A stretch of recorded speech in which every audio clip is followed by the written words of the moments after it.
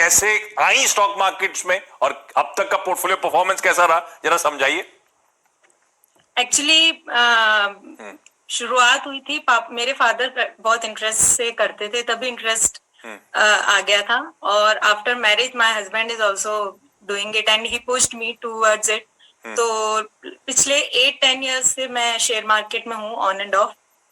और earlier I used to do long term and from last 1 or 2 years I am doing short term or positional calls.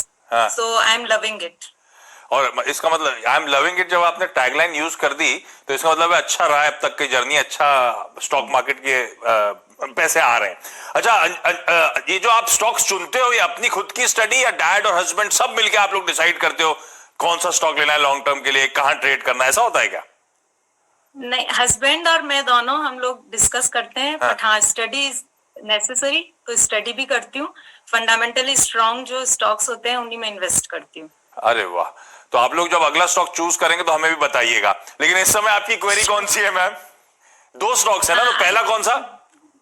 Ji, I bought Bajaj Finance at 2700.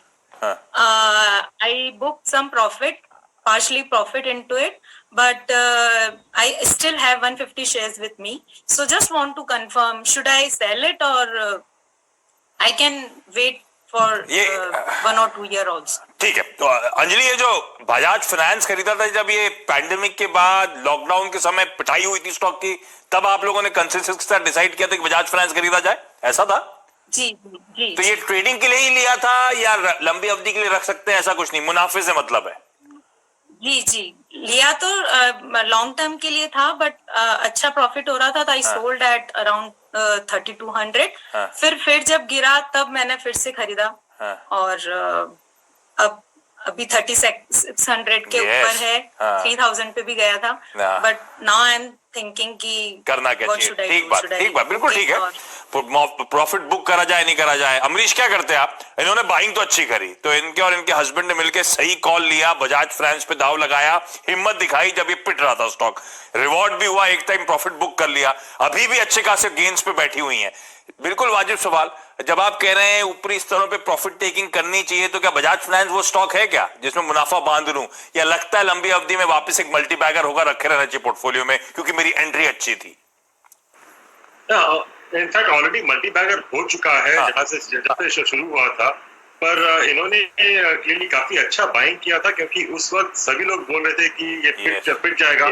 उसके बाद शायद पिट भी गया है, it went to about 1900 levels, पर वहां से जो रिकवरी आई है, I think it's been extremely good recovery to the current levels. पर मुझे इस लेवल पे लगता है कि एक बार उनको प्रॉफिट बुक करना चाहिए। उन्होंने पार्शियली 3200 में प्रॉफिट बुक किया है, पर I would say at these levels may be 75% या मे बी 100% ही बुक कर लीजिएगा, क्योंकि I mean at least the last quarter was fine as far the results are concern. पर मुझे लगता है कि आगे जाके at least in the next 1 or 2 quarters शायद एनपीएस थोड़े बहुत बढ़ सकते हैं, क्योंकि वी शुड रिमेंबर कि मॉनिटरिंग भी था, and that has also helped in reducing NPAs for the time being, at least visibly. Actually NPAs है, पर शायद डिक्लेयर नहीं हो रहे हैं, वो शायद डिक्लेयर होंगे। पूरे बैंकिंग सिस्टम की बात कर रहा हूँ, नॉट इन दिस कंपनी और ओनली एनबीएफसीज। आप लोग की दिवाली तो अच्छी रहने वाली है बजाज फाइनेंस के चलते। मैं आपकी अगली क्वेरी के लिए मैम लौटूंगा आपके पास, लेकिन अब मैं जरा जोधपुर जा रहा हूँ। जोधपुर से आशा जी जुड़ रही हैं। आशा मैम, हाय, गुड आफ्टरनून। बताएं ma'am. Good afternoon sir. Ma'am, आप भी लंबे अरसे से स्टॉक मार्केट में हो क्या? 4-5 साल से मेरी बिटिया कर रही है, उसके बिहाफ पे मैं मतलब हूँ। नहीं तो बिटिया एक्टिवली स्टॉक मार्केट्स में है और उसके बिहाफ पे आप सवाल पूछ रहे हो आज? जी सर। अच्छा, तो बिटिया के पोर्टफोलियो में क्या है मैम? ये सेंट्रल बैंक ऑफ इंडिया के सर 300 थे, 45.7 उस वक्त था। लेकिन क्या उसके पहले मतलब क्या अब ये परचेज किया जा सकता है? क्या मैं उचित समय पे एवरेज करने के हूँ पक्ष में? ठीक बात है। तो आपने बिटिया को डांटा तो नहीं, क्यों ले लिया 45 का 11 हो गया? नो सर, नो बिल्कुल नहीं सर। ठीक किया, इसका इंटरेस्ट है। नहीं, ठीक है, होता है कभी कभी। ये विकास, ये तो फिर ट्रेडिंग वाला मामला है। अब करना क्या है, क्योंकि फंडामेंटली तो खैर बहुत प्रेशर झेल चुका है, इनकी बाइंग बहुत ऊपर की है विकास। 40-45 के जोन्स पर ये स्टॉक ऑलमोस्ट कगार पे खड़ा है सिंगल डिजिट काउंटर होने के। क्या करना चाहिए? अगर आपके पास इतनी ऊपर की बाइंग होती है और रखी रह जाती पोर्टफोलियो में, तो क्या करते हैं? लेवल्स पे एवरेज करते या एक हारे हुए ट्रेड को एवरेज नहीं करना चाहिए? कैसे अप्रोच करूं, कैसे अपने लॉसेस को मिनिमाइज करूं?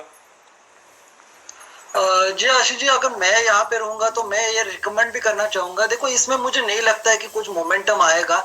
यहाँ पे एक टाइम उनका कंज्यूम हो जाएगा, बहुत टाइम उनको वेट करना पड़ेगा, और मुझे नहीं लगता है कि इमीडिएट यहाँ पे एक बड़ा मोमेंटम देखने मिलेगा। देखो, इसमें ऊपर में 14 के आसपास एक रजिस्ट्रेशन देखने मिलेगा, और मुझे लगता है उस रेंज में जाके वापस वो फिजल आउट हो जाएगा। तो मुझे नहीं लगता यहाँ पे एवरेज करना चाहिए। अगर चाहे तो कोई दूसरे स्टॉक में अगर शिफ्ट करे, वहां पे ज्यादा अपॉर्चुनिटी मिल सकती है। देखो, आपका ऑलमोस्ट नीचे आया है 35 से 10 के 11 के आसपास ट्रेड कर रहा है, बट मुझे इस काउंटर में नहीं लगता कि ज्यादातर अप मूवमेंट आएगा। अगर एवरेज भी करते हो तो भी उनको, मुझे नहीं लगता उनका एवरेज कॉस्ट जो आएगा यहाँ पे, अगर एवरेज कोई भी फायदा करते नहीं हो तो होगा, भी ठीक है। हाँ, तो 20 के आसपास आएगा। तो विकास तो छोड़ मेरी देते हैं clear- एवरेजिंग। अच्छा, आप जब कह रहे हो इस सिर्फ बुकआउट करें, इस लूजिंग हॉर्स पे दाव नहीं लगाने का, अब हम रिटेल की मानसिकता होती है विकास की, छोटे टिकट साइज वाला काउंटर, छोटे टिकट साइज वाले काउंटर में कोई अच्छा लगता हो तो आप बताइएगा, तो आशा मैम अपनी डॉटर को बताएंगी, फिर उसमें दाव लगा लिया जाए, किसी में स्विच कर लें। इसमें तो कोई प्रेफर्ड बेट कौन सी होगी आपकी? देखो, अभी बहुत दिनों से हम लोग हाँ।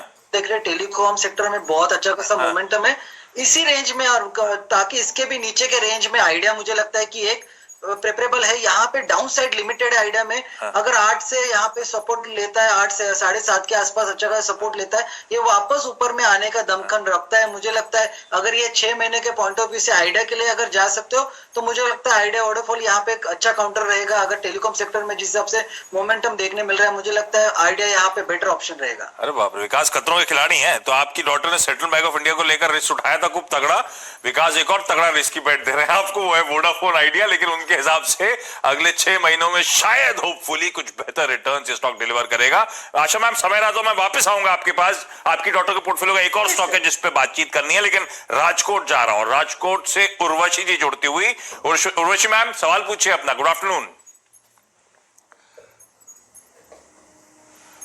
मेरे पास एप्कोटेक्स इंडस्ट्रीज के 300 शेयर्स 167 के भाव के खरीदे हुए हैं, क्या मैं उसको होल्ड कर सकती हूँ?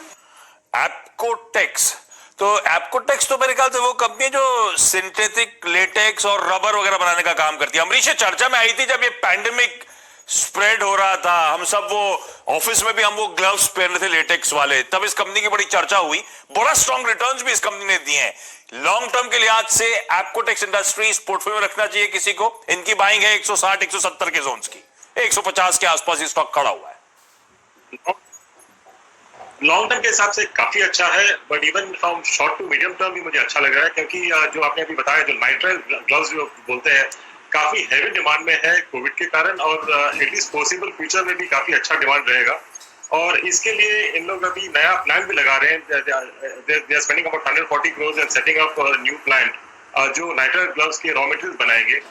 और इसका जो पेरेंटेज है देखें तो it has come from Asian Paints. Asian Paints का एक डिवीजन रहता था ये, एंड 91 में डीमर्ज किया था, and Atul Choksi family is in fact the promoter of this company.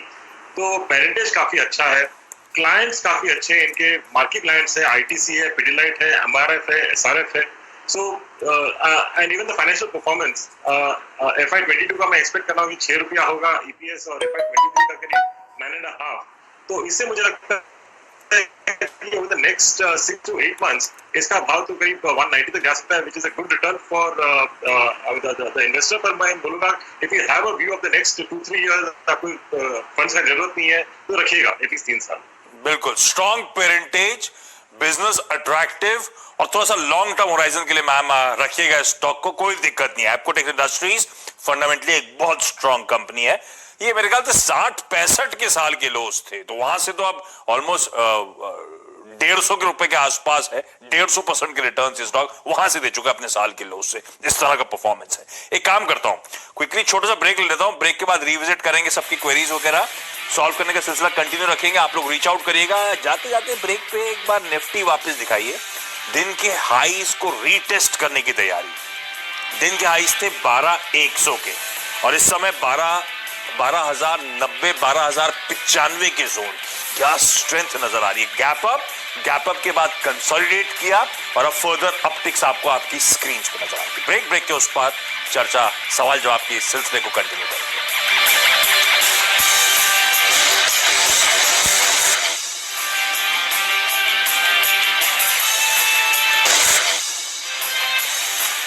Break के बाद आपका स्वागत है। तो बाजार जहां छोड़ा था ब्रेक पे जाने से पहले 12,090 के ऊपर, उन्हीं लेवल्स के आसपास इस समय टिका हुआ आपको नजर आएगा। लेकिन चलिए वापस जा रहा हूं गुड़गांव अंजलि मेहता जी के पास। अंजलि, आपका पहला सवाल था बजाज फाइनेंस पर, अगला स्टॉक कौन सा है मैम? सर ये स्टॉक मेरा फार्मा सेक्टर से है, Aarti Drugs. I bought it at around 735, 200 stocks लिया, ट्रेडिंग पर्पस से था। तो वही क्वेश्चन था, should I exit and invest somewhere else और शुड आई स्टे इन्वेस्ट? तो 735 के लेवल्स पे जब आपने लिया था उसके बाद स्टॉक में 1000 तक की तेजी आई थी, या आपके लेने के बाद से ये गिर रहा है? अभी ऑन द वे डाउन लिया है?